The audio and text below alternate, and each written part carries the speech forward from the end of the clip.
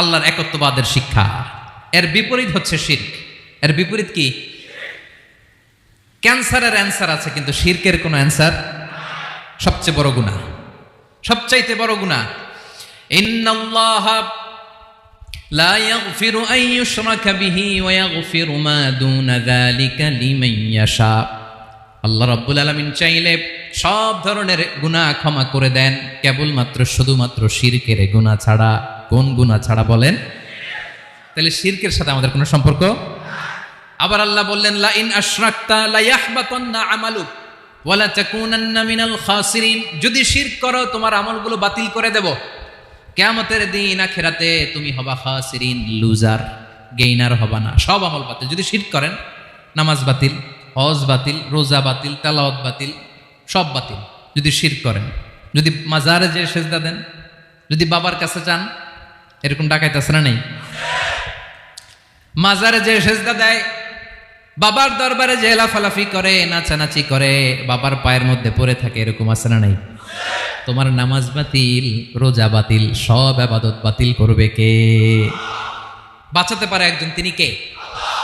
আবার বিশ্বনবী হাদিসে কুদসিতে বললেন, আল্লাহ বলেন, ইয়া ইবাদি লাউ আন্নাকুম আতাইতানি ইয়াউমাল কিয়ামাতি বিকরাবিল আরদি খাতায়া। কিয়ামতের দিন পুরো জমিন পরিমাণ গুনার বস্তা নিয়ে যদি তুমি আমি আল্লাহর দরবারে হাজির হয়ে যাও, আর ওই গুনার বস্তার মধ্যে যদি শিরকের গুনাহ না থাকে, তাহলে পুরো জমিন পরিমাণ ক্ষমার বস্তা নিয়ে আমি আল্লাহ তোমার কাছে হাজির হয়ে যাব। গুনাহ পুরো জমিন পরিমাণ, জমিন পরিমাণ গুনাহ, কিন্তু এই গুনার মধ্যে কিসের গুনাহ নাই? বলুন সবাই। তাহলে পুরো জমিন পরিমাণ ক্ষমা নিয়ে আমাদের কাছে হাজির হয়ে যাবে কে? শিরক করবেন? শিরক করলে বাঁচার উপায় আছে? বাঁচানোর মালিক কে? আওয়াজ করে বলেন। আমাদের ইলাহ কয়জন? সন্তান না হলে চাইবো কার কাছে? দারিদ্রতা আসলে ধনাঢ্যতা চাইবো কার কাছে? অসুস্থতা থাকলে সুস্থ হওয়ার জন্য হাত তুলবো কার কাছে?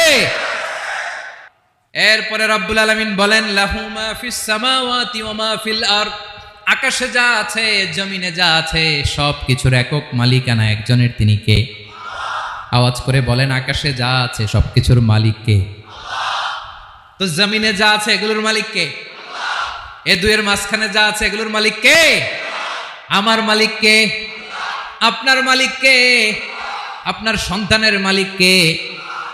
আপনার সম্পদের মালিক কে? সব কিছুর মালিক কে? আমরা দুনিয়ার আসল মালিক না, ক্ষণস্থায়ী মালিকানা আমাদের, ক্ষণস্থায়ী। আমার আমার আমার বলতে বলতে গলা শুকিয়ে ফেলি। যেই বাড়িতে আমার দাদা পরদাদা ছিল, তারা বলতো এটা আমার বাড়ি।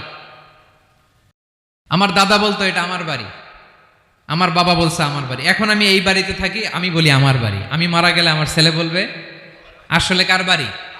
পরের জায়গা পরের বাড়ি, ঘর বাঁধিয়ায় আমি রই, আমি তো সেই ঘরের মালিক নই। পড়েন, পরের জায়গা পরের বাড়ি, ঘর বাঁধিয়ায় আমি রই, আমি তো সেই ঘরের মালিক নই। এই ঘরের আসল মালিক কে? সে আল্লাহ বললেন, লাহু মা ফিস সামাওয়াতি ওয়া মা ফিল আরদ। আকাশে যা আছে, জমিনে যা আছে, এগুলোর আসল মালিকানা আল্লাহর। আমাদের কাছে সাময়িক সময়ের জন্য দিয়েছে কে? দিয়ে আল্লাহ দেখে, পরীক্ষা করে। কাউকে আল্লাহ সন্তান দিয়ে পরীক্ষা করে, কাউকে না দিয়ে, ঠিক কিনা? কাউকে ধনী বানিয়ে, কাউকে গরিব বানিয়ে, ঠিক কিনা? কাউকে সাদা বানিয়ে, কাউকে কালো বানিয়ে, ঠিক কিনা? কাউকে ক্ষমতাশীল বানিয়ে, কাউকে দরিদ্র বানিয়ে, ঠিক কিনা বলেন? সবটাই পরীক্ষা। যে যে অবস্থায় আছে এটা পরীক্ষা। আল্লাহ দেখে কোন অবস্থায় থেকে আমরা কি করি। কিন্তু আসল মালিকানা কার? ক্ষণস্থায়ী বাড়ির মালিক, ক্ষণস্থায়ী গাড়ির মালিক। বস্তা বস্তা টাকা পেয়ে মনে করবেন না এটার মালিক আমি। আজ আছি কাল, আজ মরলে কালকে। আহা, এই তো দুনিয়া। লাহু মা ফিস সামাওয়াতি ওয়া মা ফিল আরদ। যা আছে তিনি মালিক। এজন্য আমার আমার কম বলবেন। আমার আমার সব আমার, সব আমি খামো, এরকম আছে না নাই?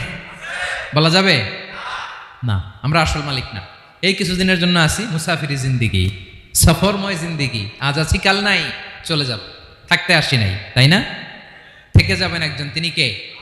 তাহলে আকাশ জমিন এ দুয়ের মাঝখানে যা আছে সবকিছুর একক একচ্ছত্র মালিকানা একটা সত্তার। আওয়াজ করে বলুন তিনি কে? আল্লাহ বলেন, মান যাল্লাযী ইয়াশফাউ ইনদাহু ইল্লা বিইذনিহি, কার এত ক্ষমতা, কার এত বড় সাহস আল্লাহর অনুমতি ছাড়া আল্লাহর সামনে দাঁড়িয়ে সুপারিশ করে? কার সাহস এত সুপারিশ করে? মনে করছেন বাবার দরবারে গেছেন, বাবা আপনার সুপারিশ করে জান্নাতে নিবে নাকি? আরে বাবার খবর কি হবে ওটাই তো বাবা জানে না। কথা বলেন। আপনি যে পীরের দরবারে যে সিজদায় পড়ে রইলেন, ওই পীরের অবস্থা কি হবে ওটার কোনো গ্যারান্টি আছে? এই সহজ হিসাবটা বুঝে না। আপনি যেই দরবারে যে মাথা ঘষেন, যেই দরবারে যে সেজদা দেন, যেই দরবারে যে মানত করেন, যেই পীরের পায়ের মধ্যে পড়ে থাকেন, ওই পীরের অবস্থা কি সেটাই তো সে জানে না, ঠিক কিনা? কেউ সুপারিশ করতে পারবে না। তবে হ্যাঁ, আল্লাহ যদি কাউকে দয়া করে অনুমতি দেয় তাহলে করতে পারবে, তাহলে পারবে। সেই কিয়ামতের দিনটা বড্ড ভয়ঙ্কর, কেউ সুপারিশ করার সাহস পাবে না। আরে আমার অবস্থা কি আমি জানি না, আমি আবার কারোর জন্য সুপারিশ করব? কথা বুঝেন নাই? আমার কি হবে আমি জানি, তা আমি আরেকজনের নিয়ে টেনশন করার সুযোগ কোথায়? ইয়া নাফসি, ইয়া নাফসি, আল্লাহ আমারে বাঁচাও, আমারে বাঁচাও, আমারে বাঁচাও। কাঁদতে কাঁদতে মানুষ হয়রান হয়ে যাবে, এ নাকি আবার আরেকজনের বাঁচাবে। বিশ্বনবী বলেন, বিশ্বনবী একবার ছাগলের রান খাচ্ছিলেন, রান খেতে খেতে বিশ্বনবী বলেন, আনা সাইয়্যিদুন নাস ইয়াউমাল কিয়ামাহ,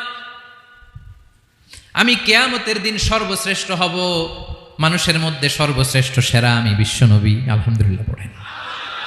বিশ্বনবী বলেন সেদিনটা বড্ড ভয়ঙ্কর, সেদিন কেউ কারো কোনো উপকারে আসবে না, বন্ধু বন্ধুর কাজে আসবে না, স্ত্রী স্বামীর উপকারে আসবে না, স্বামী স্ত্রীর উপকারে আসবে না, পীর সাহেব মুরিদরে বাঁচাতে পারবে না, মুরিদ পীর সাহেবরে বাঁচাতে পারবে না, নেতা কর্মীর পরিচয় দিবে না, কর্মী নেতার পরিচয় দিবে না, ভাই বোনকে চিনবে না, বোন ভাইকে চিনবে না, বাবা তার সন্তানকে চিনবে না, মেয়েকে দেখে মা দৌড়ে দৌড়ে পালাবে।